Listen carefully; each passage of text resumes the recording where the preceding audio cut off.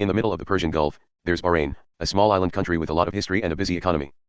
Bahrain used to depend a lot on its oil, but things have changed over time. Let's talk about how Bahrain's economy works, trying to balance old and new ways. Bahrain is a small group of islands in the Persian Gulf.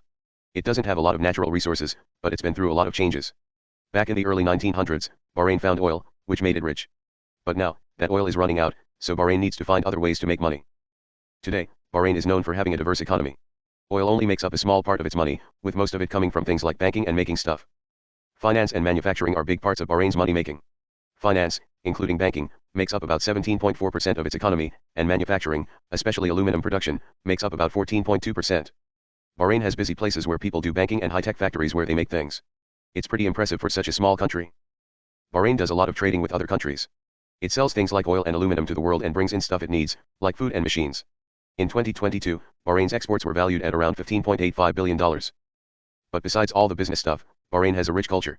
You can find busy markets and old buildings that tell stories from long ago. Bahrain is also a great place for business. It makes it easy for other countries to invest there, and they don't ask for too much tax in return.